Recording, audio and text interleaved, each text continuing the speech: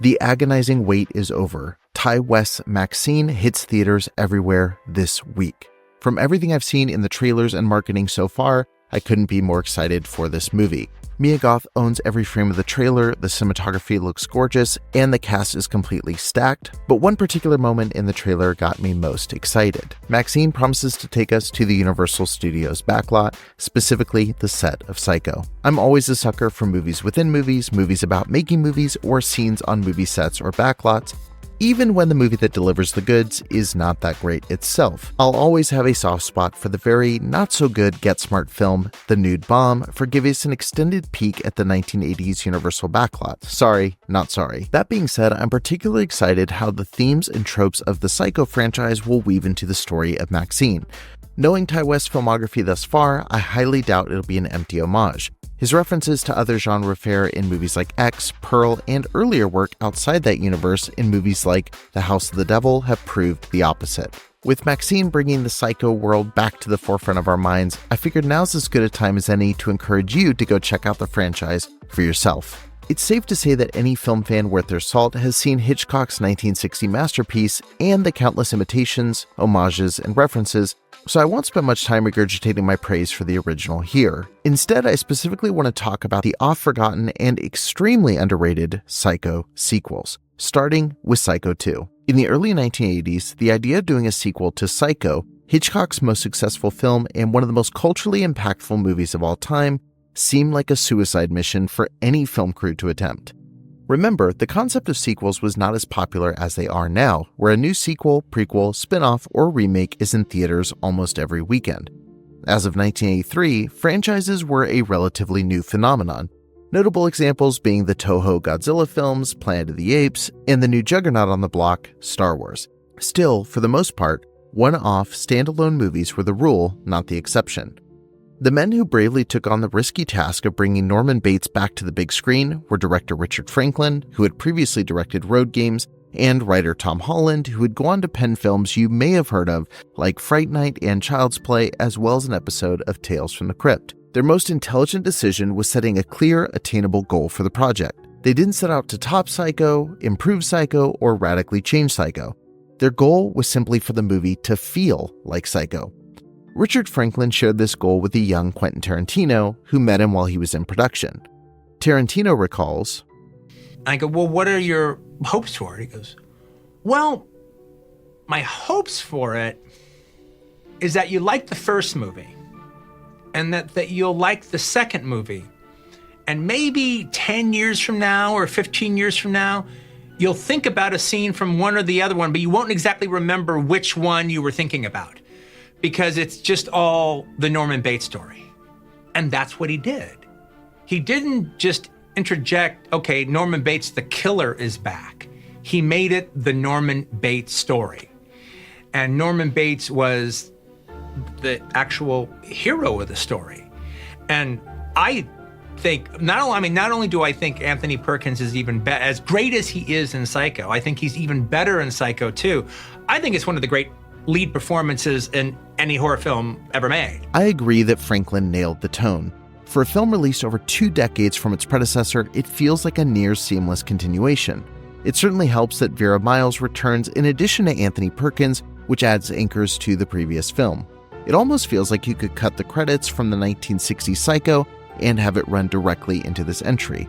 As beautiful as the movie looks, I almost wish Psycho 2 had been filmed in black and white to complete the illusion. The movie did okay critically at the time, and it's become far more favored with age, but it did pretty well with audiences, raking in $34.7 million at the box office on a meager budget of $5 million. When a low-budget sequel makes a 594% return for the studio, it's very clear what's going to happen next. Another sequel.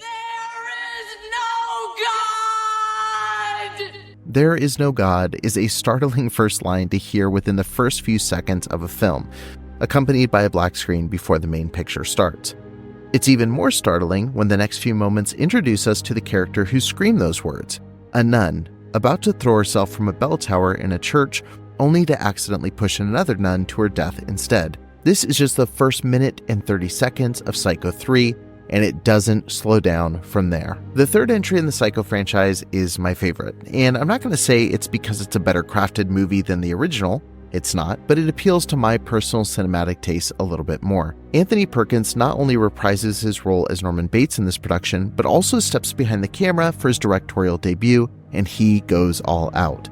In a press interview for Psycho 3, Perkins said, "If you set apart your mind to say, well, we'll do this in this picture, and then we'll save a little bit for the next picture, and then who knows, we'll do another picture," I think the picture you're working on becomes a little threadbare and a little uninteresting. You have to put everything you have into the film you're making. You can't reserve a few moments or a few ideas for another film.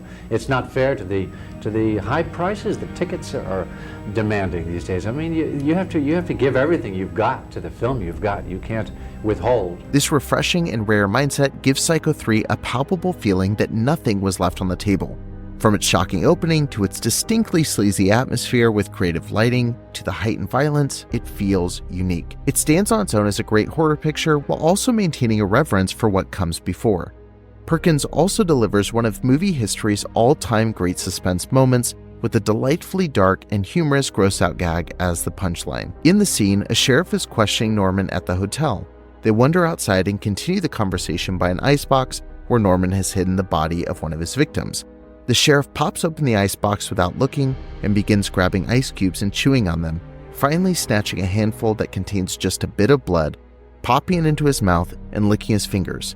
All the while, Norman is staring at him with an expression that rests somewhere between terror at the thought of being caught and wanting to burst into laughter at the bizarre scene unfolding in front of him. It's fantastic. Unfortunately, not everybody thought the movie was as fantastic as me. Psycho 3, while still profitable, became the lowest grossing film in the series, making a meager $14.4 million at the US box office, not much when considering it had an $8.4 million budget. Nevertheless, we got another sequel. Psycho 4: The Beginning. I don't see Psycho 4 resting comfortably at the top of anyone's ranking of the Psycho franchise. Made exclusively for television in 1990, Psycho 4: The Beginning is a sequel/prequel to the original Hitchcock film. This time, Mick Garris, known for helming numerous Stephen King miniseries, takes to the director's chair. There is a lot to like in this movie. Garris and his cinematographer Rodney Charters delivered a film with sufficient visual flair and style, despite the apparent restrictions of 90s television.